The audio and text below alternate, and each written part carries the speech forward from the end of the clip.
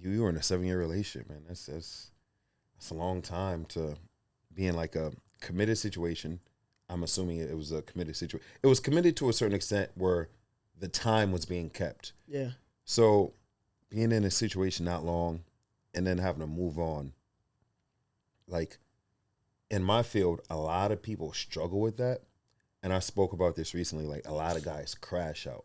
They don't know how to handle heartbreak, anger, aggression, uh, and like that's a big issue, especially amongst men, because We can't be vulnerable. yeah, and if we are vulnerable, we have to be vulnerable to a certain extent, not to the public. Like for example, let's say me and you are like best friends. We've known each other from birth, right? I'm going to allow myself to be vulnerable to you, so I'm not vulnerable to the world to the point where I'm risking my freedom from crashing out to And your then be pride, arrested yeah. or embarrassing myself. So that's another thing I try to promote, especially with this podcast and just developing as a man. We have to be responsible for our actions. We have to be able to think logically and not emotionally, and that's a big issue that a lot of men have been having. How would you say like you kind of handle that, or like you kind of learned from your past experiences, and you allow them to kind of guide where you are and how you conduct yourself currently? That was like an actual fire question. um, Or it could be both. Like for me, it's both. And I also learn from other people's experiences. I watch a lot of like other podcasts.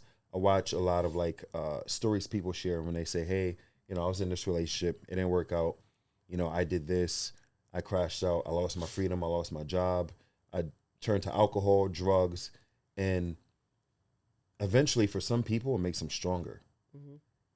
And for others, they just completely lose control and they drive off the bridge. Not literally, but Yeah. like Some they literally. completely crash out. Unfortunately, Yeah. I but think like you kind of said it. It's one of those things where like some people, if they know like the value of something, like it can make you stronger. mhm, And it also goes to show how much you care too. You know what I'm saying? Like I think for me it was different because my breakup wasn't like 100% one of those things like you saw coming. mhm, So it was one of those like it wasn't like necessarily like all my choice or like any bit of my choice. So it was like one of those things that like I had a choice where I can put that into me crashing out, and I could have been like, oh shoot, like all the leverage that I have or all the ability that I have to either talk to girls, go out and do whatever I want to do, like yeah.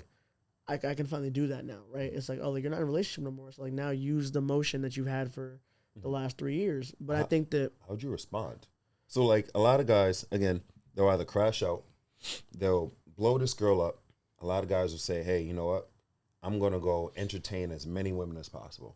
And then I don't know if you see, there's this guy that's he's been pretty viral for like the past maybe 3 weeks, where he just talks about toxic things he does uh, with women in relationships. He has the trumpet going on in the background. You know what I'm oh talking about? yeah, So like different people respond differently. How did you respond, and how would you recommend other men to respond? I think so. I was forced to respond in a certain way, um, because like my breakup actually happened right after I threw my last show in January in Mhm. Connecticut. So it was like I like 2025, like beginning of the year. I had like a little chip on my shoulder because like Yeah, there were people who said that like I didn't throw a big show or like their show was bigger than mine back in the day. yeah, So I'm whatever. like, all right, Yeah. I'll throw a bigger one. So Mhm. I had like some friends, like my boy Kenny, he came from like Minnesota, Mhm. and he runs like a huge anime brand. Like they were like, yo, like we believe in you. So Yeah. like we'll fly in. So I had people who flew in from there, from down south, from Texas to come to Connecticut to do a show. Mhm. We do the biggest show in CT. So I'm like, in my head, I'm like, yo, I'm riding on a horse right now, Mhm. where I'm like, all right, like I just built this platform and now I just want to go on a run. So then like 2 weeks later, you go through like the biggest breakup that you thought you could ever face, Mhm. but I'm still on the media. You know what I'm saying? So I didn't publicly say I broke Mhm. up. Mhm. I got broken up with like in the middle of Fashion Week in New York City. So I'm in New York, like having lunch with Trey Songz and Gunna. Like Mhm. we're like in a space like in the same building. I'm like, okay, I'm having lunch at this table. They're at that table, and this person's at that table. And I'm like, oh, do I break out in tears while I'm sitting here like in a Yeah, famous yeah, yeah, restaurant? yeah. No. But I'm also like, wait, if I don't lock in, I'm in a room with people I need to lock in with. Mhm. So I'm like, if I don't sit here and start talking, I'm cooked. So I'm like, am I gonna sit here and let this entire weekend be for nothing? That I'm out here during Fashion Week, spent all this money. Like my sponsor had given me money to pay for my trip. Yeah. So he paid for my B&B, all my travel, everything else. I'm like, yo, like, am I about to waste my money? That I just had to write an entire like paper for it to try and get like this far. Yeah. And it prepares you though. Yeah. It also prepares you so for when times do get difficult.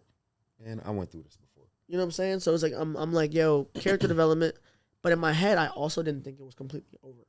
So like I acted in a way that like I didn't want to be the guy that like crashed out. And then that backlash and hit me like a month later, like, see, this is why we didn't get back together, because you were out here wilding and you couldn't manage yourself. Yeah. So I had to keep it peace. I was like, you know what? If I'm gonna crash out, I'm gonna do it on a business level.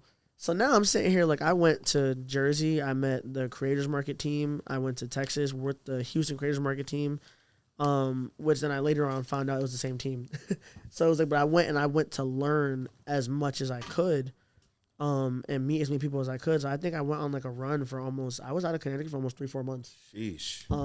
Like every weekend, every like I was only in Connecticut from like Monday to Tuesday. I found every excuse to leave because I physically couldn't be here. So like no matter how confident of like a name I had built, I physically could not be here. Every time somebody asked me, how's your relationship? The ones who didn't know I broke up, and then the ones who asked me, how am I holding up, for the ones who didn't know we broke up, it was too much to answer in the same room. So even church, like I've been in church like my entire life. I had to take a break from church for a little while because I didn't know how to answer questions I didn't have the answers to. And in that, like I lost myself and found myself, but creatively, I kept working. So I think that like if I was to ever give anybody advice, it's like, yo, if you have something that hurts, like same with loss, like, you know, you lose a family member, a relative. If you have something that like, you know, you don't want to lose, you got to put that first. You know what I'm saying? Like, and like for me, like I put God first so that way I maintained what I had to do. And I was like, okay, like God, if you gave me this vision to become this fashion designer and this creative, then I can't fold. And I just announced I want to throw my first show in New York City. So I'm like, I've only thrown 2-3 shows in my entire life, and now I want to jump to New York Fashion Week and throw a big show. Yeah. If I lose control of the reins right now, I'm cooked. Yeah. And I'm like, all that work I did for my name, I would blow it at the expense of my emotions. Yeah. And not even my talent, not even like my team. So it's not like, worth it. Yeah, I'm like, and at that point, like I said, I've been trying to put everybody on. So it's like at that point, if I'm trying to put on for my community, like if I fold, then everybody else lost an opportunity because I couldn't handle what I